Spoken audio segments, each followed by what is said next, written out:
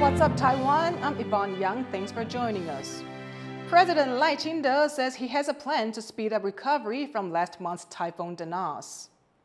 中央跟地方的公共工程，如果不会影响到公共安全的，可以停工了，那就先停工，把工班移转到帮民众来迅速重建，这是过往没有这样做。 There's much work to be done across southern Taiwan, with some homes still without roofs and some mountain villages still cut off. There's also been extensive damage to farms. Lai has promised aid, including subsidies and interest-free loans for farm damage. But with Tropical Storm Poldo expected to pass Taiwan between Tuesday and Wednesday, more damage could be on the way. As Taiwan approaches a referendum on whether to bring back nuclear power, key questions about the ability of renewable energy sources to replace it take center stage in a second televised debate. Irene Ling reports. The second televised debate on whether to reactivate one of Taiwan's shut-down nuclear power plants has wrapped up. This time, pro and anti-debaters zoom in on renewable energy sources as an alternative to nuclear energy. In the first round, pro-nuclear debater Kuomintang lawmaker Wang Xiaoling said rising cancer rates in the country are due to air pollution from burning coal, Taiwan's main source of energy. On the anti-nuclear side, Deputy CEO of the Office of Energy and Carbon Reduction, Lin Zilun, brushed off the coal-related questions, saying renewable energy is the government's priority. 真正的能源安全来自于系统设计上的多元、分散与在地。当我们导入更多分散式的太阳能、 风力、地热、生质能、小水力、海洋能等在地资源，结合智慧电网与储能设备，我们的能源系统不但更灵活，还更能应对突发的冲击。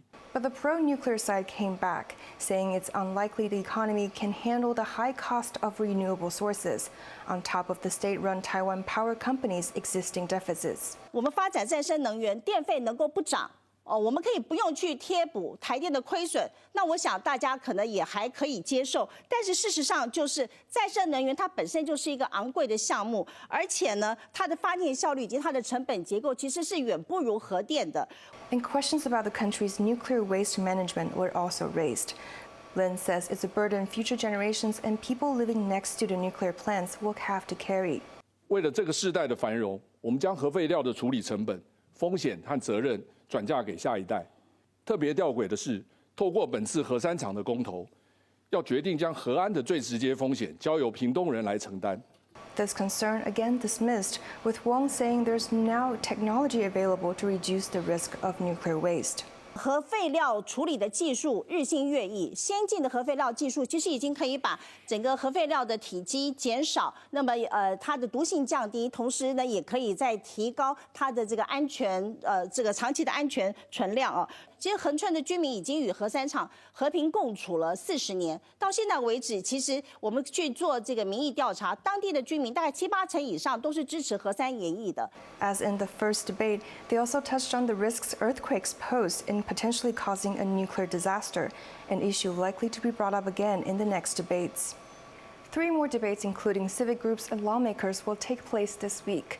With the referendum coming up on August 23rd, people here in Taiwan are tuning in to stay informed before they cast their ballots. Devin Tsai and Irene Lin in Taipei for TaiwanPlus. The U.S. has begun issuing export licenses to chipmaker NVIDIA, allowing it to sell advanced chips to China. That's according to the Financial Times. NVIDIA designed its H20 chip for China's market after the U.S. restricted its most powerful models. But in April, H20 exports were also banned. The White House said in July it would lift that ban, but the license only started coming after NVIDIA CEO Jensen Huang met with U.S. President Donald Trump on Wednesday. The move removes a major hurdle to NVIDIA's access to China's market. European leaders say Ukraine must be involved in the path to peace there and that easing the fighting is essential for talks to go forward. It comes amid security talks in the UK involving the US Vice President, British Foreign Minister, and Ukrainian and European officials. US President Donald Trump and Russian President Vladimir Putin plan to meet in Alaska next week. The White House says Ukrainian President Volodymyr Zelensky may also be invited.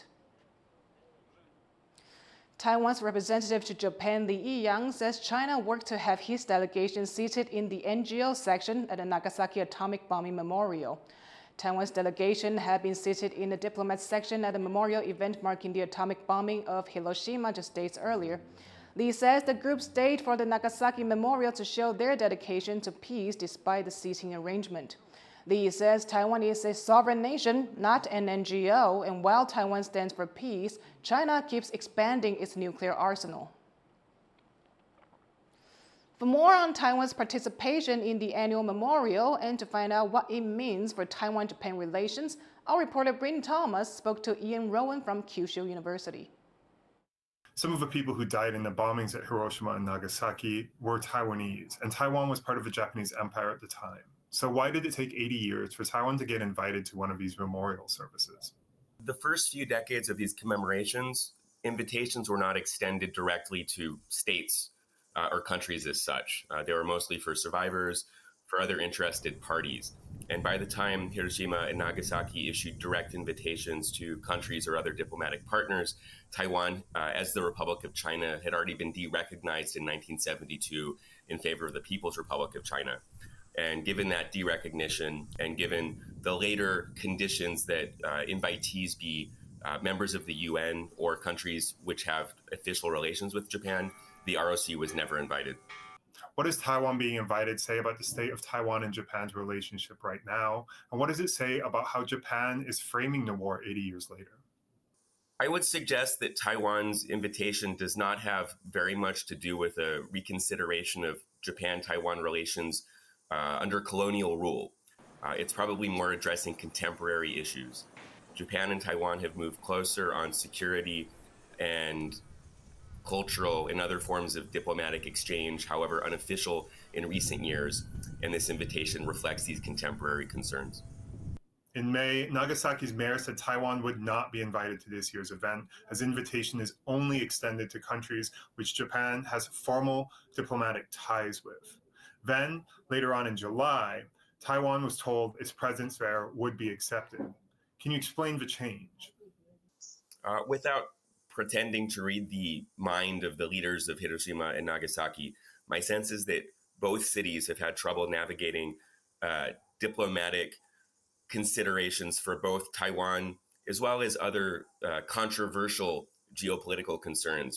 Each city, I think, is navigating both their own leadership's concerns as well as their coordination with the central government.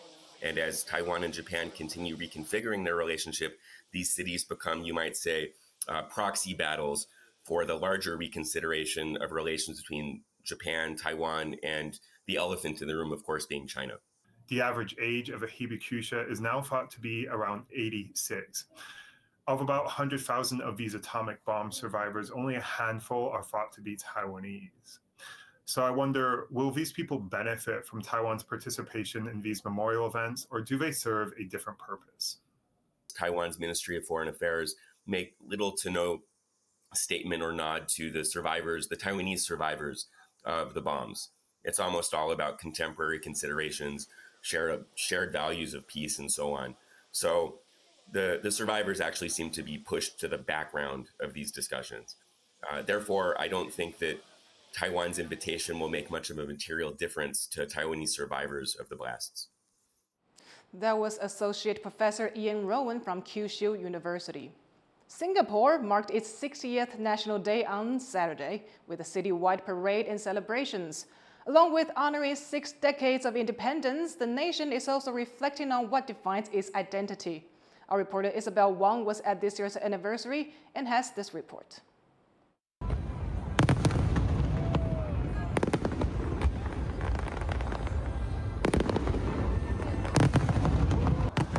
Singapore celebrates 6 decades of independence with National Day festivities featuring flyovers and fireworks.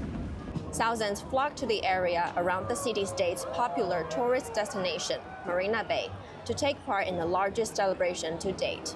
Oh, it's very crowded right now, but we wanted to bring our kids to see the fireworks, but it's full packed. The theme of this year's celebration is Majulah Singapuran, meaning Onward Singapore, to spotlight the country's progress despite trying times. Many locals say they feel proud of how far their home has come. It's pretty see how everybody united and thinking about how this country becoming great in so short time, less than 60 years, and they from a small island become this, so it's pretty great.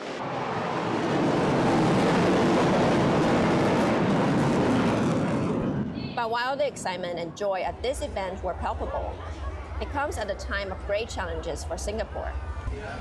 TaiwanPlus also asked people about some of the political tensions facing the city-state, and even its connections to Taiwan or China.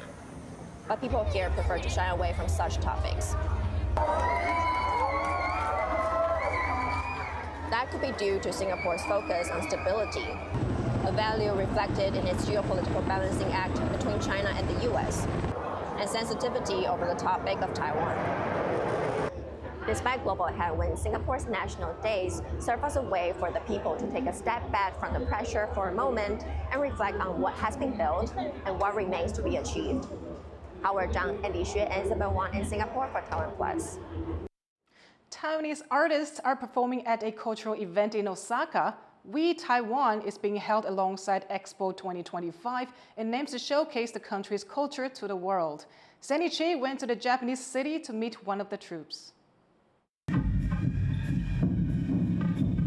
Depicting the return of freedom of speech to Taiwan, these performers are showcasing a part of Taiwan's democratic journey. This piece is called Showfeet, the Electric Divine Generals, a performance by Taiwan's artistic troupe, Biadiu, one of the groups performing at We Taiwan in Osaka. Biadiu's performances aim to represent a distinctive Taiwanese aesthetic through contemporary dance, sound, fashion, and folk singing. Unlike other troupes, these artists have a clear mission. They came together in 2018, 4 years after Taiwan's Sunflower Movement, when hundreds of young people stormed the legislature to oppose a government trade agreement with China. 其实我们对于文化的转型正义跟国家认同，其实有蛮大的使命跟理解啊，所以当时才有做一个团体，就是做针对的是台湾文化的转型正义来做创作为主。因为加入了平场，我才开始比较了解有关台湾近代史一些先烈们的故事。那原本它距离我生活很遥远，那我开始了解之后才知道，为什么我会成为现代的自己。And here in Osaka, these performers hope to encourage discussion about transitional justice, a major part of Taiwan's road to democracy. 运用到了台湾真实的民间信仰，以及就是真的有涉及到所谓的转型正义议题的表演团队。那因为这两个其实是一个极端，因为民间信仰就是神明的事情，其实是开心的、喜庆的。可是台湾的转型正义其实是比较灰暗的，然后比较隐晦的，甚至到现在都还有一部分台湾人想要刻意回避的。And the intricacies of the performance are a nod to Taiwan's democracy. 神将身上的灯光变化会由女舞者来驱动，以这样的灯光驱动，其实它就是一个沟通。那台湾其实是一个很新的民主国家，那什么是最宝贵的，就是自由。所以这个灯光的沟通，它其实象征了光明跟神圣之外，其实还有一个就是言论自由的关联。Some Taiwanese living in Japan say performances like this are essential to showing others how Taiwan came to be how it is today. 我们在介绍其他国家人说，我们台湾在民主这一步，不是从以前这么的制度化，而是我们变得越来越活性化，从过去的东西包含现在新的东西去结合在一起，然后让全世界人都看到更多的台湾的画面。Showing that performance can do more than just entertain. This troupe is telling the story of silenced voices as Taiwan continues on its democratic journey. Devon Tai, PG Zhuang, and Sandy Chi for TaiwanPlus. Thank you for watching What's Up Taiwan. Follow our social media for more of our stories. Before we go, we'll take you to Jiayi for a drone show at the southern branch of the National Palace Museum. I'm Yvonne Yang. Take care, and I'll see you next time.